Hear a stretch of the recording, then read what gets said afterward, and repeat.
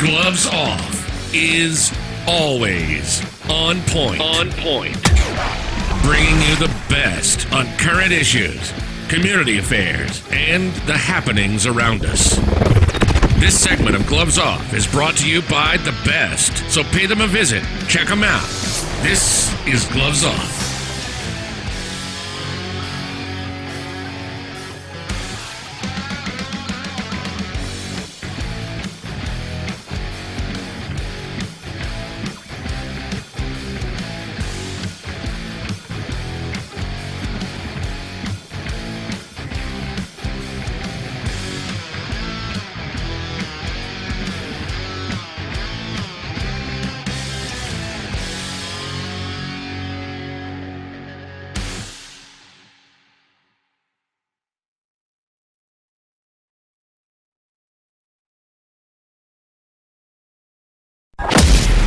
If you've ever wondered, if you ever had a clue what would happen if Batman, the Avengers, the X-Men fought the 47 Ronin, you will have great hitting, power strikes, and speed. This event will be known as the North Texas Stick Fighting Championships. It's open to all martial artists. This is where legends are formed, where they're forged, where they are founded. Sign up now. Call the number 956-401-4868 and look up the website at www.savate.biz. So remember, this is for serious martial artists. If you're not serious, sit back and whisper about the event. If not, we'll see you there.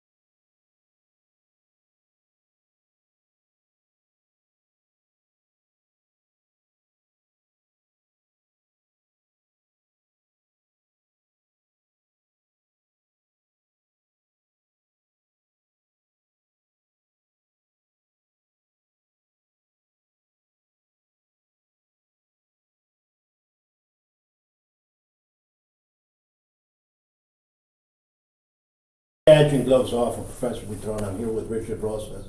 We're going to talk about the World Series that just happened. How are you doing, Richard? Oh, I'm doing great. How's everything? Just trying to wind down, and after a great success of the World Series in Laredo, it's been it was a great event, and from the support from not only the public, but for our supporters from the city, the Webb County, a great job. Tell me a little bit about how did it go? How did this year, was it different? And in other words, this event, what will it entitle in the future? What's going to happen in the future because of this event? The future is that obviously Pony headquarters is happy every time we host. How we host is very important, and meanwhile we keep on hosting these events to be in a higher standard than other cities. It's always a true blessing to host them here in Laredo. It's a great economic. I'll never leave those words out. It affects the economy here in Laredo. Of course. And it opens more doors for these international teams to come and see, what goes on in Laredo from our trade and everything that goes on, which a lot of people don't know around the world, that they come in and see what happens here. And it's not all about the sport, but it's been one of the things that I've expressed, that you will see people, dignitaries from other countries come in and get to know our city. That's the most important part, because we have a great city. We all leave to college and come back. Sooner or later we come back to Laredo. and the majority. And Laredo has embraced the World Series, especially for the youngsters, with a great heart. At first, many people were against it, but it has shown that it's positive, Yeah. and more so for the youth, Yeah. and not just the economic growth, the youth in general. What happens? Yes. Tell me, what game or what country did you see the most smiles out of? Taiwan, Chinese Taipei was, when they travel that far, just as well as Germany, but I think both of those two countries traveling that far just to get here. I'll tell you a short story. Chinese Taipei, the 12-year-old team, had a 14-hour bus trip to get to their airport, then flew into the States all the way to Laredo, Texas. That, just on that saying, it tells you how far they traveled just to come here. So for us to be hosting those kids come from around the world, it's incredible. Going back to the question you just answered, how was the readiness that we did with the city, and it was great. It was smooth. Through city management staff, awesome job to the other departments. Coach Gomez from Parks and CVB with Joel and all their staff out there. Great job, and it's one of those things that it takes a toll when you're hitting walls, Paul, and hitting walls and you're not getting it done.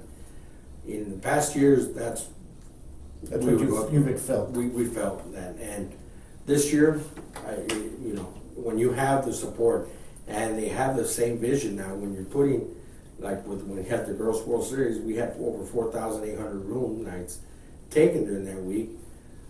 We have it documented. It's not one of the reports that we have that we produce. No, that's how they calculate how many rooms every team needs to go through the hotel planner.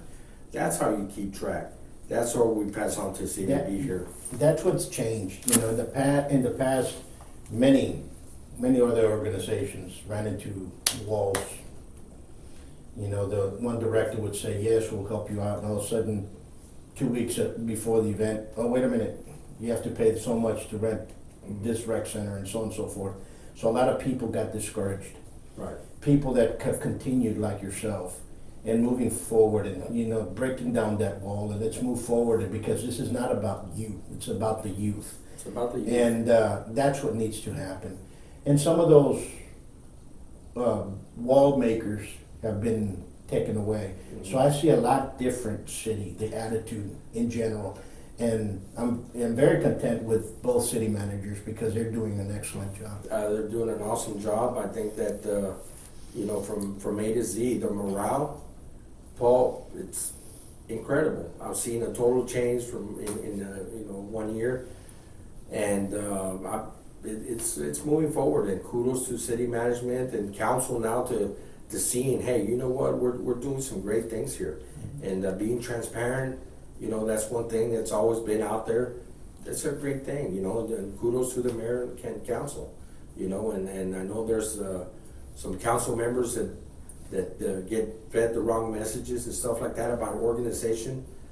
Get engaged. Go talk to that lead and get that engagement in. Make sure that every league here is legit. Make sure that, hey, you know what, they're doing the right thing. It's always about, hey, who is that league representing the youth? Is the youth really getting, what they're bringing? That's who their effect is. It's not an individual income. You're absolutely correct, because you see that, and there's a lot of parent leagues, there's a lot of parent clubs, there's a lot of parent, I'm doing this for the youth, and they're not. And it's hard. It's hard when you're trying to keep everything, number one, above and transparent. Right. It's hard, and believe me, not a lot of people are going to do that. But it's harder when you're actually putting it for the youth, because Yes. a lot of people out there are not doing that. They say it's for the youth and it's for something else. And you've been doing an excellent job on that. Paul always said, if you're a volunteer for any organization, and if you're that's two different things. If you're doing a volunteer, you're a volunteer. don't expect zero back. It's zero. Absolutely. Zero back. Absolutely. The man upstairs will take care of that. Absolutely. And you know, I see it, and I used to see it with boxing. I used to see it with it when we were involved with that. Doing it for the youth, you know, that never went anywhere. But yet they were given money to go to tournaments. The kids would never go anywhere. They had no kids, but only the professionals. Remember, professionals, professional, amateurs, amateur. Mhm. Let's do everything for the amateurs, and my heart goes out open with anybody that's doing it for that reason. Right. Tell me, what else is going on with the event? We were talking earlier that what do you see in the near future? Future, we're coming back again, and you know, before they leave, they can obviously tell us Abe Key was here, and he's the guy that calls the shots for Pony up there, Pony Corporate, and he told me, Richard, he goes, you all did a great job, and we're coming back for the next 2 years, and even bigger than that, we're bringing the softball back in 2021. So I'm hoping that we can do the complex by then, and then we can even do it bigger. I think we were at 124 teams when we did the softball, but just hosting the baseball again for next year and the following 2 years, and having the mirror image of the softball, which is always a blessing to have all these teams from the girls' side in the same year. You know, why not during the new complex? And if we had a 124, I think we can. Abe Key said maybe we can raise it up to 200 teams, Richard. And That'd be awesome. I mean, that'll shake up everybody around, not only in Laredo, but surrounding the little cities that have hotels too, for sure. No. You know, I want to tell you something. That it's grown the way it's grown. Yes. It's just, you know, it's phenomenal. Mm-hmm. Okay, what you've done, and it's your energy and the coaches, not only yours, the whole coaches encompasses and the players. That energy is phenomenal. The Yes. parents for taking them, and the coaches for being out there, you for being organizing, and so on and so forth. But there has to be something here. These are bidded, right? Yes, they are, and you know, and one of the things that when they say you're going to host it again, their number one criteria is how you host. Do you got your city ready to host these events? And it's the logistics of it, the airport, transportation, all these things that people don't see. Oh, they're having just another tournament. No, it's how they're going to get here. You know, because obviously we don't have a major airport. You know, we had Germany land here, but it's a challenge to these internationals flying into Laredo. Sure. Because they don't have enough seats coming to Laredo in that American or United. You know, so that is a challenge. So a lot of them land in San Antonio, and then they travel by bus or by chartered vans coming down. But all those things that people don't see, how everything that goes behind the scenes on that, just trying, and as a matter of fact, we're already working on that right now as we speak. Why? Because you need to plan way in advance to block all these seats and block out, you know, all these rooms and stuff like that. And you know, I think this year with the CVB, you know, again, the department, Parks and Rec, JJ at the helm now, I believe there with the Parks and Rec. You know, they did a great job, and I don't expect anything less. City staff, and you know, they did an awesome job. You know, we do need to get our airport is the only thing that I'd say, Mike. We're underneath. We have a good airport, but we have a lot of cancellations on both United and American. That's beyond control, and that's something that we as a city and the people here listen to, because we fly out all the time. Mm-hmm. And every time you fly out, it's always a cancellation here. Either they canceled you in the morning, they bring you tonight, or whatever, or and it's something that needs to change. And I think the city needs to talk to the headquarters, both of both of those airlines that fly into here, both United and American, say, you know what, let's get our stuff straight, because we have a lot of business doing here in Laredo, and it's not really, they're lacking. Yeah, and I think the staffs and everything are fine, but they're lacking in that sense. Yeah, and I know the two airlines that we have here, you know, and I know hopefully maybe we'll get a third airline futuristically. But yeah, that's a good, it's not a good argument, but it's something to really look at, because I think it's, You know, there's more and more people coming to Laredo, whether it's business or as visiting. You know, you open up, hey, you know what, this is going on here. You know, those are things, and if you don't want to drive, you can fly in for a day instead of driving and wasting 2 days, or you don't want to drive, you know, you fly in and you can fly back the next day or the following day. But that is something to really think about now. No, absolutely. You know, because it's hard when you can fly anywhere to Dallas for very cheap, and from Dallas to Laredo, it's the same price that most hubs fly to Dallas. And It is pricey. We have to start pairing it off. It is pricey to fly into Laredo. To Laredo. I've heard it through these teams and stuff like that flew in, and it is pricey. So, you know, at the end of the day, we need to maybe reach out to these airlines. Hey, when these events, hey, maybe give them a discount, some type of a discount or something. Because I mean, when you get 40, 50 seats, you know, it's not cheap. No, it's not cheap. No, you're absolutely correct. It's not absolutely correct. Now, tell me which one are you looking forward to? I know next year you already started, but which one? Is that the girls softball? Is that what you're looking forward to? The softball is a 2021, and I think it's going to be more preparation. We did it for 2 years, 2016 and 17. Now what the pony's telling me is that, hey, we're going to try and create a 200-team tournament. When you're trying to create that, you talk about how we got, you know, 2 years, 2020, 2021. By the time you know it, we're already in 2021. So a lot of legwork, and it's got to be done way before. We got to always, at least in my calendar, I always try and work backwards. So that means that we got to be ready 4 or 5 months, and those are things that I'm going to bring up to city management. And I know the council has always been pulling through. Even now this last year, you know, with the city management, the council, and the mayor, and bring it up to them and start the preparation. Why? I know I saw a new hotel coming up in Jackman. That's going to be packed. It will be packed. I mean, we've already done it, you know, so many times with these last 2 years, and send that message. And again, you know, it's not really, well, Richard's doing this for self-interest. There's not a self-interest in me at all. If anything, it's just the time and the love of the game. And the love of the game to say, hey, it's an opportunity to give our local kids. From Paul, you've done it. You've traveled with your organization and stuff like that. You know what it costs. If we can always keep our kids here locally and bring in all these teams, it's our house, and it's our house to host. So we just need to be the best host we can. You know, we used to take plenty of them for the tournaments going out, and we do it constantly. And kids that are, at one time, it was, most of the kids didn't have money. Mm-hmm. So all the equipment, one pulled it out, you know. It wasn't like, we weren't sponsored by any of the others, you know, and I'm not crying or anything, because it was an excellent time. We created great champions, we did great memories, and so on and so forth. But people don't understand that, you know. Golden Gloves is 4 days, 3 days. That's that's nearly $200 per day per kid. Mm-hmm.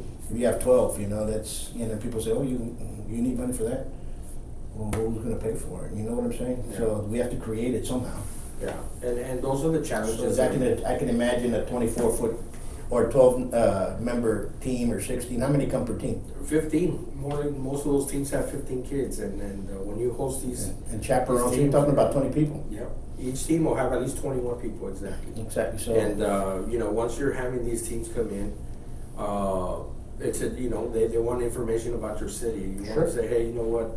So we've already, you know, we've set the stage, Paul, and I say we, the people that have helped out, tremendous ladies that have helped out in the past, and the volunteers, and again, I'll say this, I'll be the last one to take credit.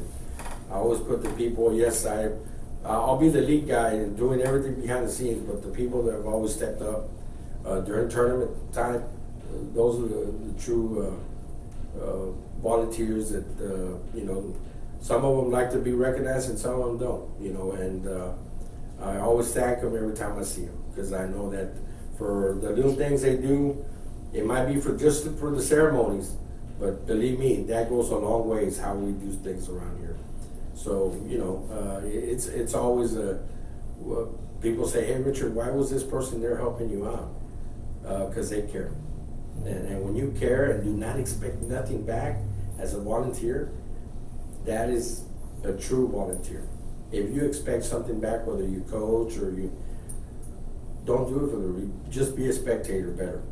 Because if you expect something back as a coach, don't expect that. Or if you're a league member, expecting nothing like that. You're absolutely correct. Those Yeah. words need to resonate a lot. You know, Yes. when you do this, you do it from your heart out. You've got And you have to, and you know, and when you have an event, it takes planning. And you're absolutely correct. That's a year ahead of time, sometimes 2 years ahead of time, and you're working on it. And a lot of things have to be lined up for it. And we've gotten help from the city on the event that we have yearly. In fact, and right now we're working with some of the folks there at the city, and everybody's now it's a total different mentality. And it's arms open. Let's get this done. right. And that is something that I hadn't seen. You would see it from the council. You would see it by certain members, but trickle down. It was kind of like it was a barrier. Yeah. And you can't have that. now you get those callbacks now. Hey, you know what? They set up something. Let's move on in, and you're not waiting. And now you start clearing those hurdles, and I call them those hurdle walls. And once you get that done, it feels a lot better when you finish. You accomplish it because you're not stressing out the whole year. Well, are they going to be ready? This hasn't been done. And don't get me wrong, Paul. There's always going to be obstacles to clear. But at the end of the day, as long as you see that progress moving forward, and just like anything, I know that council brings up their council meetings, and as a taxpayer, and everybody's a taxpayer, we're all concerned. We're all concerned about projects that are coming up. Is it really the right call? Are you ever going to have everybody satisfied? The truth is, no. That is just the bottom line. But hey, try and make the most wise decision out there as a council member. Just as well, hey, you know what? And I think this last year has been significant that there's a lot of great things happening here in Laredo. I'm a lifelong resident of Laredo, Paul, just as well you are. We've known each other for a lot of years, and those are things that at least I share with some of the council. Hey, you know what? Just as there have been lifelong Laredoans, we care about our city. Of course. We love our city. I know there's a lot of people out there. There's nothing. There's a lot to do if you really look for it, and if you really don't, we all have choices. We just can't have everything at one time. I see the city moving forward. And there's so many different sports, and we should be tackling all the sports, Right. From baseball, softball, boxing, sabat, to basketball, and you have tournaments going on weekly. You have volleyball tournaments going on weekly. You have stuff that has never. People say, "Well, there's nothing there." There is. There's a lot to do. There is. There's teams going on. There's a lot of whatever we can do to get the kids off the street. I'm 100% for. That's Period. And if we can prevent those kids to going the wrong direction, geez, we've done our job. Paul, that's really the biggest vision I've always had, that if we can help that one kid get off the street or get him involved in something, Sure. whether it's baseball, softball, basket, football, get him off that TV, get him out, make sure that, there's, they experience the being a kid, not being a kid looking at the computer, not being a kid, if you're going to be a kid with a computer, that's the education side. But after the education, which I think it's 100% first, bringing the education athlete first, we'll make even the schools better. I think the school system between UISD and LISD doing a great job. But in the after school programs that ourselves are involved, we need to contribute that discipline that we still have. Absolutely. Those are always positive things that are helping out the youth. And I'm gonna tell this to parents, because I get a lot of parents that come in here, and the first thing that they want is, can you discipline my child? Discipline comes at home. Discipline comes in. They're going to learn a discipline. And while learning a discipline, you have to tell them, you have to set parameters of the respect of that discipline that's there. This is what you have to do. This is your equipment must be clean, the whole 9 yards. And if you cannot teach that if a child cannot learn a discipline, believe me, he's going to have trouble in the workforce. Because in the workforce, there is discipline that you have to be there on time. There better be a discipline that you better have your stuff on time. And if you do work, you better get to work on time. It's funny, Paul, that you're mentioning that because, as all of us that have kids, and we love our kids, and, Sure. and we're going to protect our kids. But sometimes protecting or preparing are two different things. Absolutely. So instead of protecting them, we need to prepare them for life. Of course.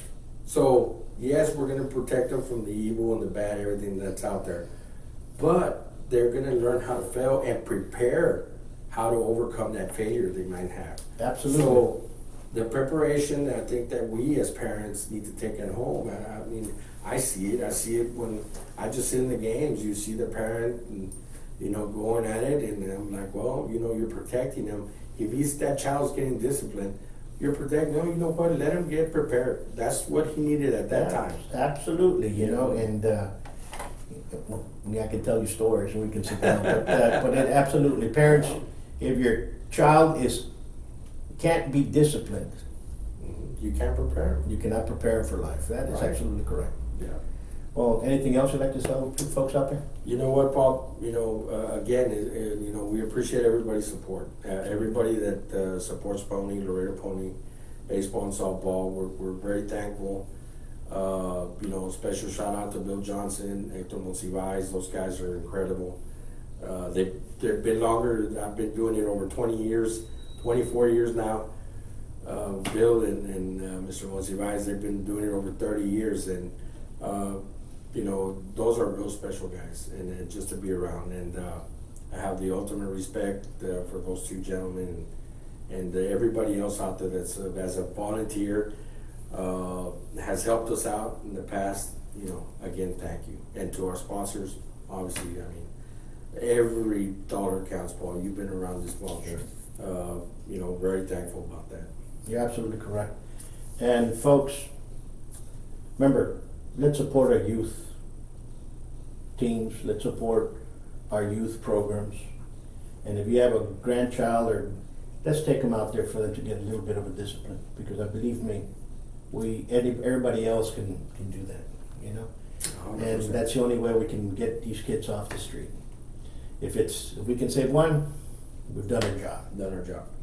Thank you again. Paul, thank you again. Folks, until next time, be safe. For 30 years, Buitron Academy has produced great fighters, peace officers, firemen, and many great citizens of Laredo. We teach various martial arts, savate,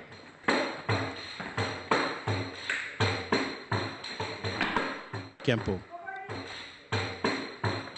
capoeira, each in their own traditions, trajectory, history, and pedagogy. Buitron Academy is the first school of savate in the United States, the first capoeira movement in Texas, the first kempo school in Laredo. What will one expect to see at Buitron Academy? Respect, fellowship, coordination, skill, and self-defense.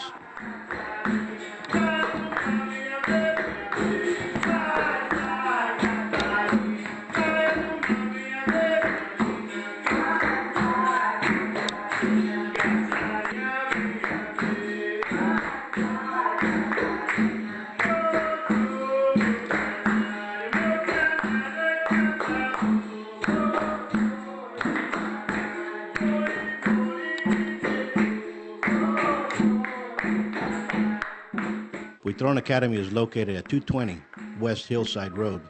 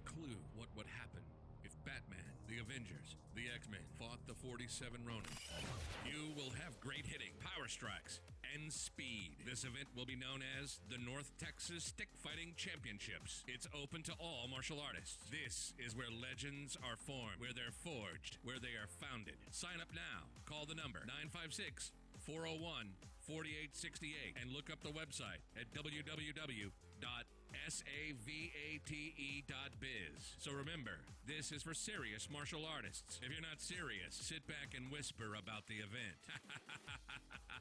If not, we'll see you there.